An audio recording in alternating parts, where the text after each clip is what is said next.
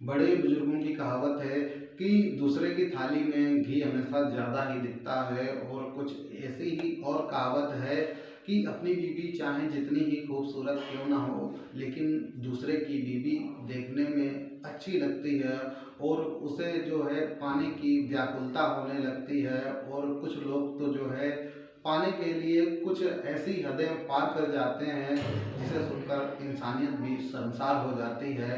आज की जो हमारी कहानी है कुछ इसी प्रकार से संबंधित है। आज की कहानी में भी कुछ ऐसा ही हुआ था। और वह लोग कोई छोटे मोटे लोग नहीं होते हैं, बहुत ही बड़े हाई प्रोफाइल लोग होते हैं जिनके नाम और काम से उन्हें जो है जाना जाता है। लेकिन जब वह कुछ इस तरीके की जो है हरकतें करते हैं और लोग जब सुनते हैं इसके बारे में तो इंसानियत भी शर्मसार हो जाती है। नमस्कार दोस्तों, मैं धर्मेंद्र आर्या आप सभी लोगों का आपके अपने YouTube channel quick real stories पर स्वागत करता हूं। फ्रेंड्स, आज की कहानी हमारी एक ऐसी कहानी है जिसे सुनकर शायद इंसानियत शर्मसार हो जाती है और सोचने पर मजबूर कर देती है कि दुनिया में कैसे कैसे लोग पड़े हैं। तो आज की कहानी शुरू करते हैं। कहानी शुरू करने से पहले अगर अभी तक आपने हमारे चैनल को सब्सक्राइब नहीं किया है तो सब्सक्राइब जरूर कर लें। इसी प्रकार की सच्ची घटनाओं पर आधारित कहानियाँ हम आपके लिए लेकर आते रहते हैं। तो चलिए आज की अपनी सच्ची घटना शुरू करते हैं। दरअसल आज की हमारी सच्ची घटना केरल प्रदेश का एक जिला है कोट्टायम, और कोट्टायम का ही एक इलाका लगता है कारुकाचल।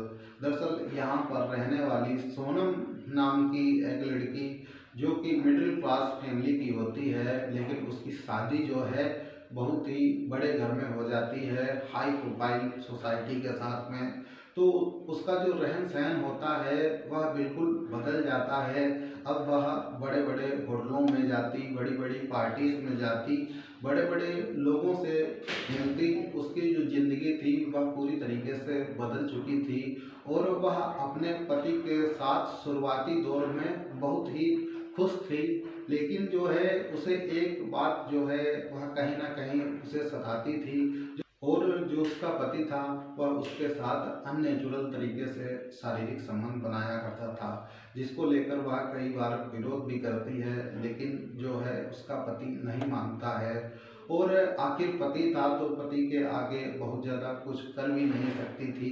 एक बार वह अपने हस्बैंड के साथ बहुत बड़ी पार्टी में जाती है और वहाँ पर जो है काफ़ी इंजॉय करती है।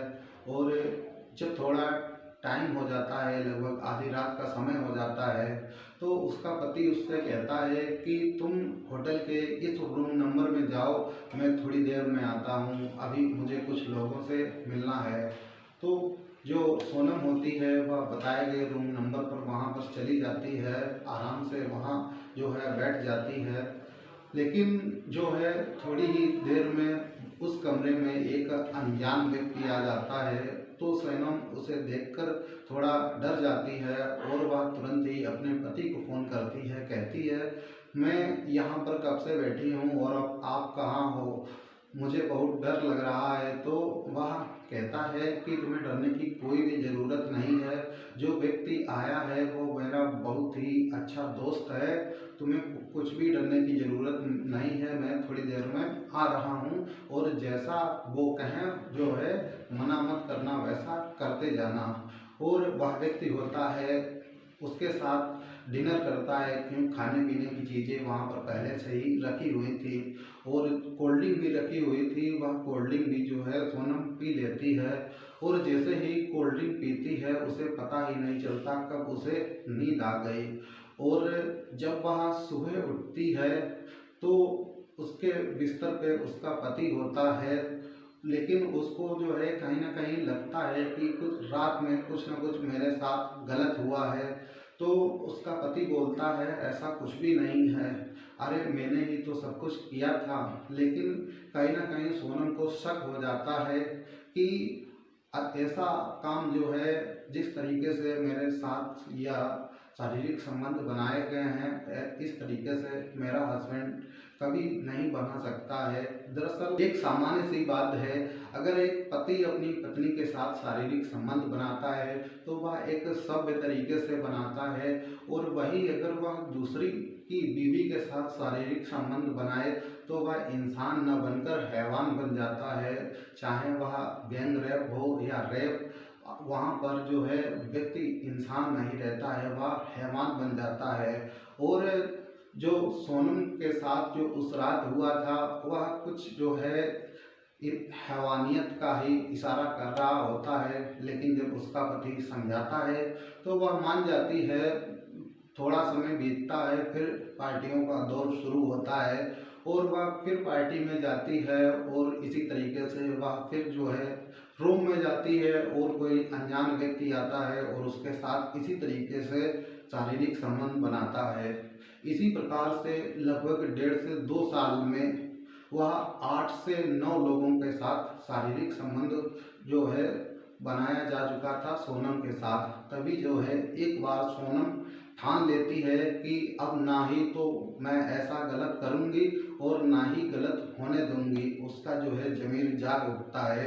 वह गोपनीय रूप से पुलिस से अपनी पूरी कहानी बयां करती है और बताती है कि इस जगह पर आप जो है छापा मारिए, वहाँ पर जो है कुछ इस तरीके का ही वहाँ पर काम होता है। पुलिस जो है बताए गए एड्रेस पर जब पुलिस छापा मारती है तो 7 कमरों में 7 जोड़े जो है कमरे के अंदर बंद थे, उन सभी को पुलिस अपनी हिरासत में ले लेती है।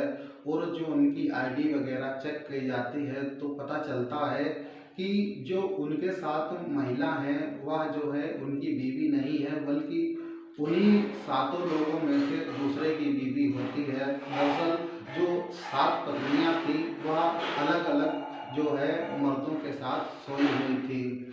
कुछ इसी तरीके से यह जो है काम चल रहा था। और जब पुलिस आगे इसकी जांच पड़ताल जब करती है तो पता चलता है कि इन बड़े लोगों ने टेलीग्राम पर एक ऐसा ग्रुप बना रखा है जिसमें बड़े बड़े लोग जिनकी बहुत ही सुंदर बीवियां होती हैं वह एक दूसरे को अपनी बीवी शेयर करते हैं।